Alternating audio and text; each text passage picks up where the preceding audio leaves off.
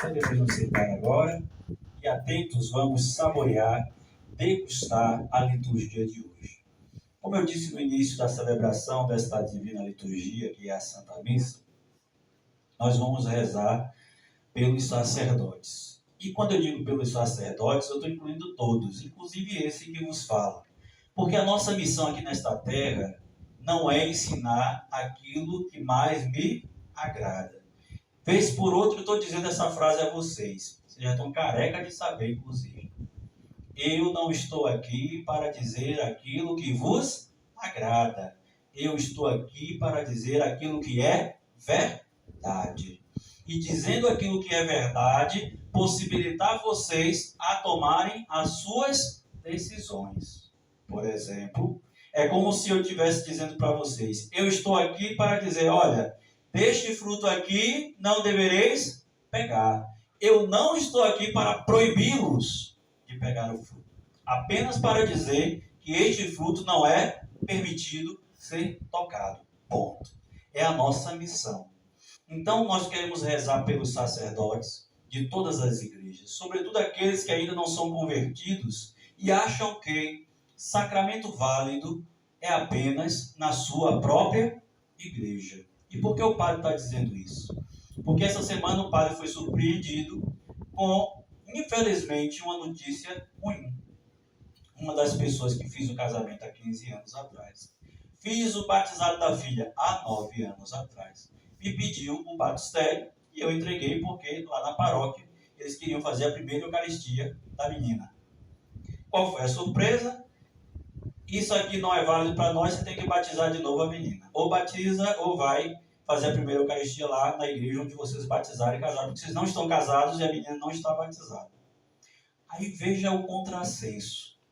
A igreja diz que o batismo da Igreja Batista, da Assembleia de Deus e de outras igrejas tradicionais que são protestantes, cujo entendimento a respeito desta ação que é batizar, inclusive eles jogam no rio 3 vezes ou em água corrente.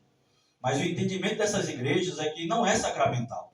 Eles não estão diante de um sacramento. Eles estão diante apenas de uma ação que Jesus mandou fazer, mas para eles não é sacramento. E apesar de não ser sacramento, quando o cidadão que é dessa igreja resolve se converter e ser católico, a Igreja Católica não batiza de novo. Porque a igreja entende que nessas igrejas, embora eles não entendam como sacramento, o batismo foi válido, porque foi em nome do Pai, do Filho, do Espírito Santo. Agora, as igrejas ortodoxas, mesmo que não tenham comunhão direta com Roma, e as igrejas nacionais que têm sucessão apostólica, aí a igreja quer, porque quer nos convencer que o batismo não é válido. Opa, mas peraí, como assim não é válido? Se nós estamos dentro do mesmo escopo de fé, se nós cremos que de fato é um sacramento, e esse sacramento limpa todo o pecado, a ponto de um adulto que é batizado no dia de hoje poder comungar. Quem diz isso é a Igreja Católica Romana, não sou eu. O sacramento do batismo é algo tão sério que no dia do batizado, se o cidadão ou a cidadã que vai ser batizado desejar comungar naquele dia, e apenas naquele dia ele pode. Porque todos os pecados foram remidos, mesmo os não confessados. Então imagina você, que loucura é não poder levar sua filha para fazer a primeira Eucaristia, porque segundo o sacerdote daquela paróquia, o batismo não é válido. Eu escutei inclusive o áudio que achei que era de uma pessoa, de um secretário paroquial, e disse para ela, minha filha, esse cidadão ou desconhece a doutrina da igreja que participa, ou é desonesto, porque dizer o que ele disse não existe. Ele disse, não, padre, mas esse áudio aí é do padre. Digo, bom, então ele é desonesto, porque o padre conhece. Ele estudou 4 anos de teologia, 2 anos de filosofia, e ele conhece a verdade. Ele conhece a história da igreja, ele sabe que não foi a igreja ortodoxa que excomungou a igreja romana e depois a igreja romana devolveu a excomunhão, foi o contrário, por questões políticas. a igreja romana excomungou o patriarca de Constantinopla. O patriarca de Constantinopla, ferido de orgulho, excomungou o patriarca de Roma e houve o racha em 1050 das duas igrejas, né? Que eram uma só, não existia duas igrejas. Não existia igreja romana e igreja ortodoxa, existia uma igreja só.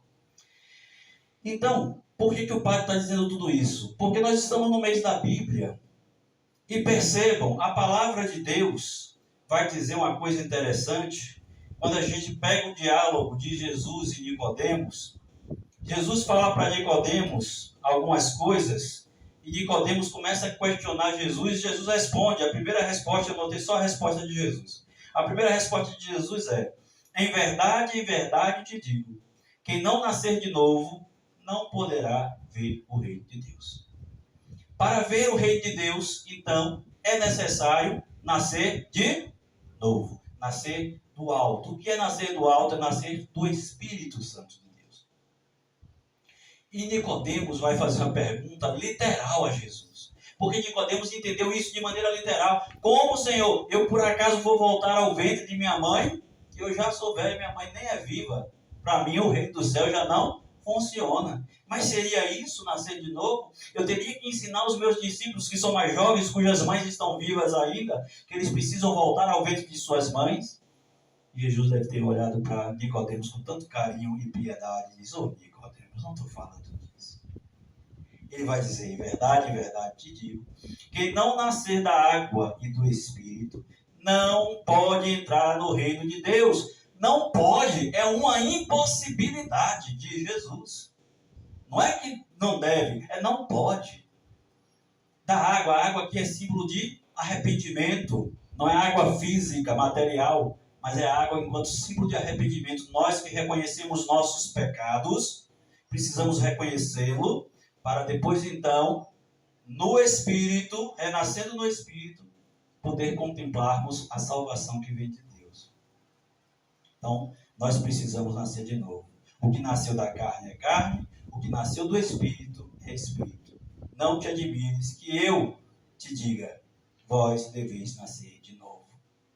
E esse nascer de novo, por exemplo, como é que é a gestação de uma criança? Para uma criança nascer, o que é que precisa acontecer primeiro? Durante quanto tempo, mães? 9 meses. O normal é 9 meses, né? Então, para que uma criança nasça, é preciso haver uma gestação. O que é a gestação? É o período em que o corpo da criança vai ser formado. E quando ele estiver pronto para vir a este mundo, que normalmente são 9 meses, ele então vem a este mundo. As dores do parto começam, para você ver que Deus faz tudo perfeito, né? A mãe sente as dores do parto, então fica sabendo que ali é o momento. A bolsa de água se rompe, então não tem mais para onde correr. O menino precisa sair do ventre da mãe, porque é momento de vir a este mundo.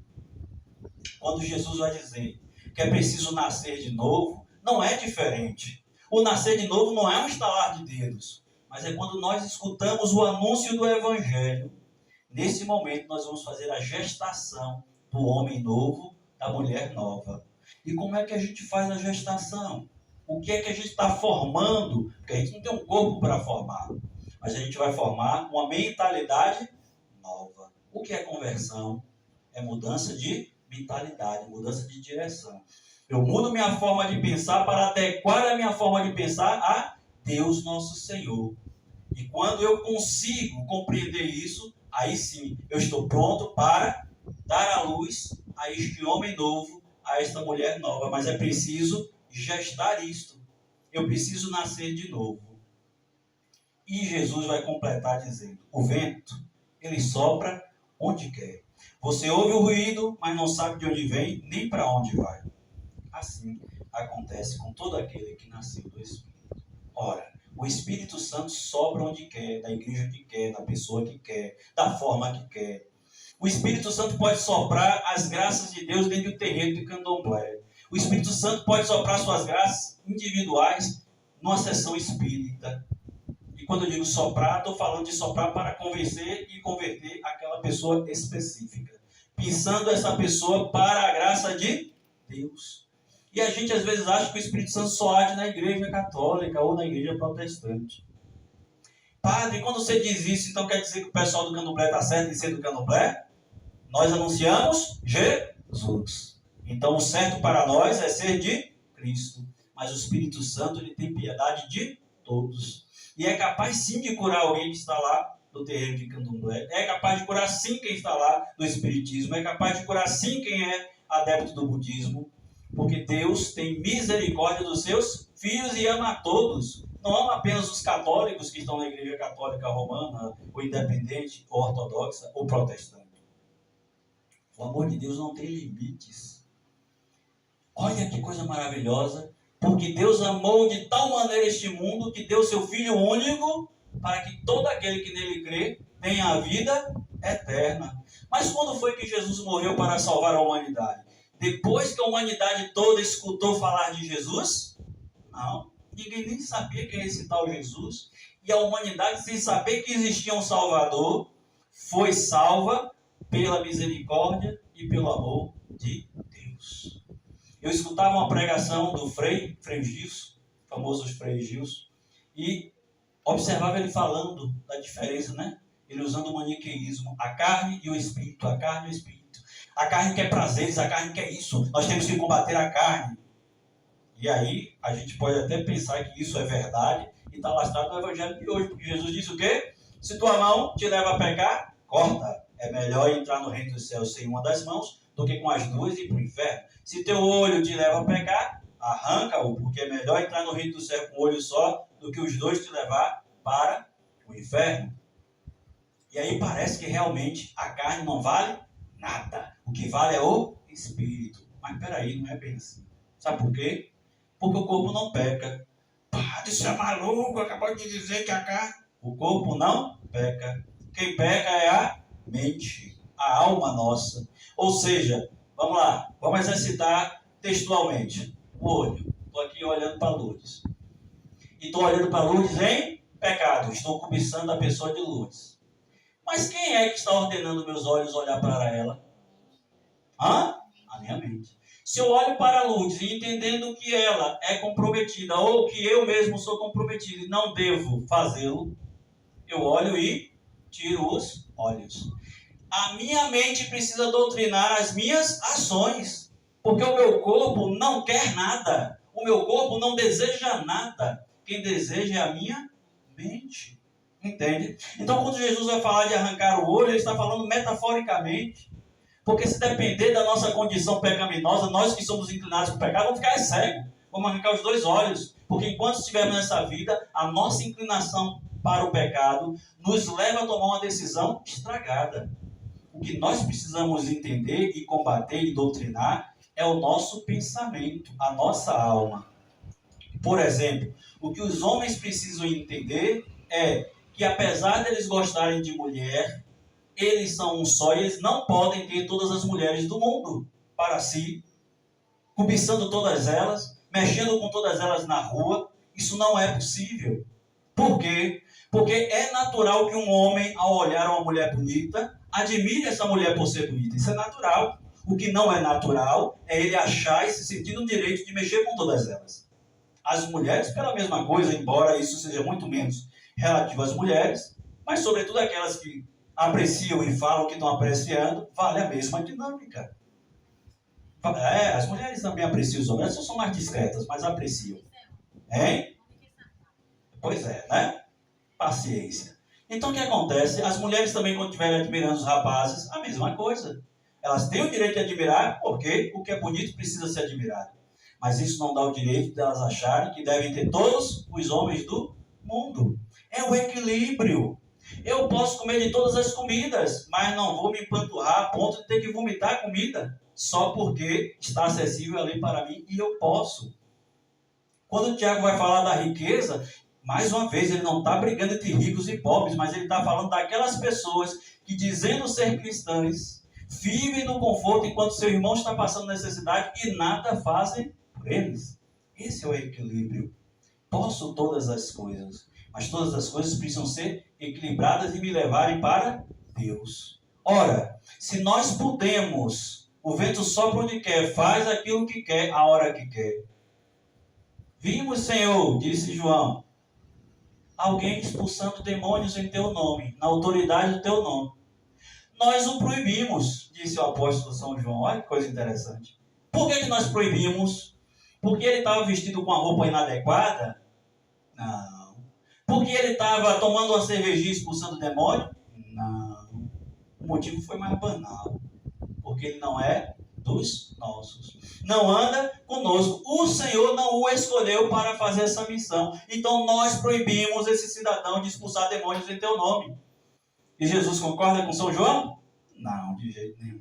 O repreende e diz, não os proibais, porque quem não é contra nós é a nosso favor. Mas antes ele vai dizer, ninguém que faça milagres em meu nome pode, em seguida, falar mal de mim.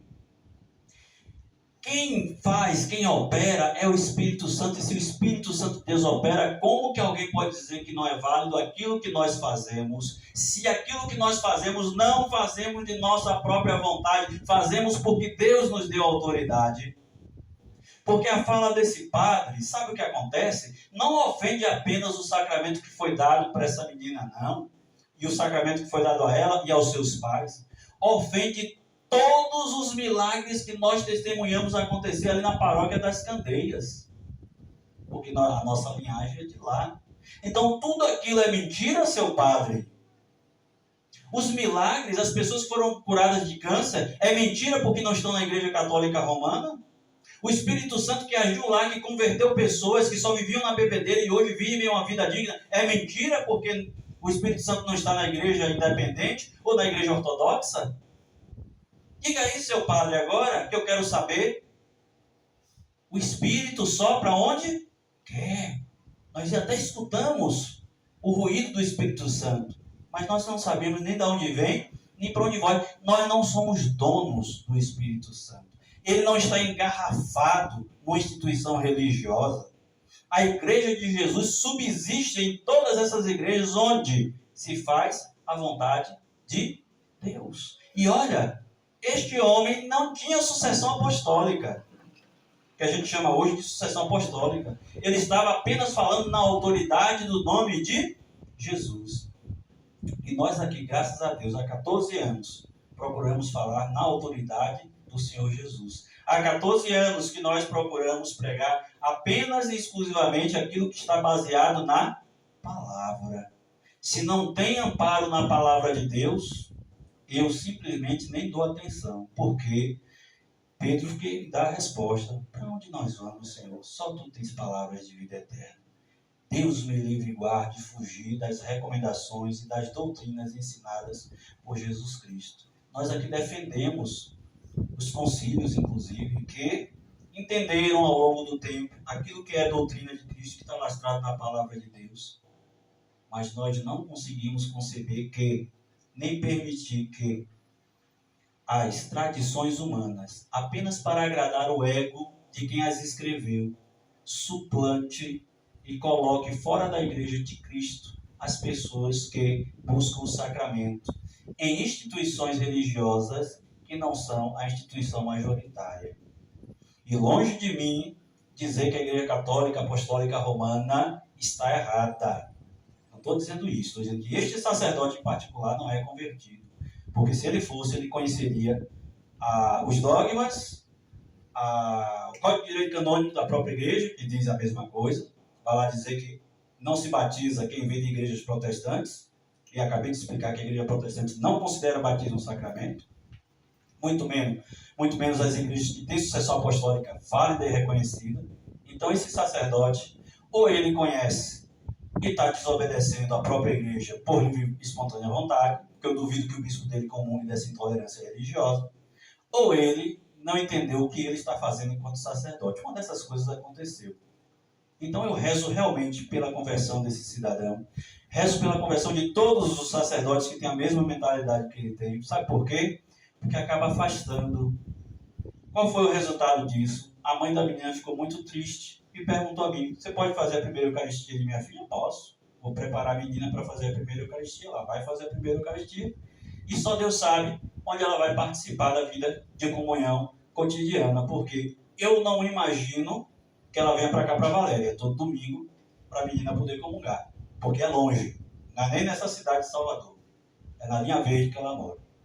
Então o que acontece? Não sei se lá vão permitir que ela comungue, sabendo que fez a primeira Eucaristia aqui conosco. Veja, a igreja, ao invés de acolher, expulsa as pessoas, porque a fé vai esfriando. E o Evangelho de hoje diz, olha, se alguém der um copo d'água a um desses pequeninos, porque esse pequenino é de Cristo, não vai ficar sem sua recompensa. Mas se alguém escandalizar um desses pequenos, seria melhor que amarrasse uma pedra de moinho no pescoço e jogasse no rio. Palavras de Jesus, não são palavras minhas. Porque é muito sério escandalizar os pequeninos. E se essa menina vier a ser escandalizada e se afastar da comunhão de Cristo, porque um sacerdote não entendeu aquilo que ele tem que fazer, que triste não será? Eu disse outro dia e vou repetir, parece que alguns sacerdotes têm verdadeiros fetiches por condenar as pessoas que não estão no seu clubinho, no clube do Bolinha. Não participa do meu clube não? Então você não vale. É sério isso? Em pleno século XXI, é sério que as pessoas ainda acreditam nessas aberrações? Assim como eu fiquei triste e zangado porque o aniversário de nossa mãezinha não estava no liturgia diária no dia de domingo, eu fiquei muito triste e angustiado e chateado com a ação desse meu colega, porque ele não é convertido a Deus nosso Senhor e ele simplesmente está dificultando o acesso das pessoas a Cristo nosso Senhor. E não é por amor nem zelo à doutrina, é só porque o batizado não foi pago lá. Infelizmente, o casamento e o batizado, dois dinheiros que não entrou na paróquia, aí ficam zangados. Se eles fossem zelosos, com certeza me procurariam para saber qual é a situação antes de dizer que não vale. Aí eu explicaria e eles aceitariam a menina com muita tranquilidade, como eu fiz com a paroquiana lá das Candeias, Samara, que foi fazer a crisma dela, e eu fui lá explicar ao padre por que valia o batizado que ela fez. E ela fez a crisma dela e foi ser catequista lá na paróquia. Entende? É preciso que a gente tenha mais amor. Ó, amar a Deus sobre todas as coisas e ao próximo como a ti mesmo. Eu amo a Deus sobre todas as coisas, mas quero que o irmão vá para o fogo do inferno, porque eu quero separar ele da Eucaristia. Fica muito difícil. Que a gente aprenda com o Evangelho de hoje. E olha que eu escolhi esse Evangelho para dar a resposta, mas Deus já tinha escolhido antes de mim, porque é o Evangelho de hoje. Eu fiquei pensando, meu Deus, como é que eu vou falar tudo que eu tenho para falar sem fugir da liturgia do dia? E Deus me presenteou com o mesmo Evangelho que eu escolhi para falar e dar a resposta. Primeira leitura, aconteceu a mesma coisa. Vocês perceberam que a primeira leitura aconteceu a mesma coisa?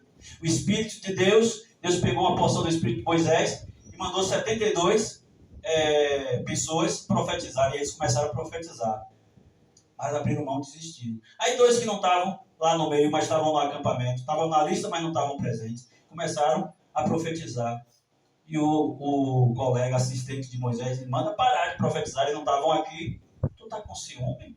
Quem dera todo o povo de Israel profetizasse.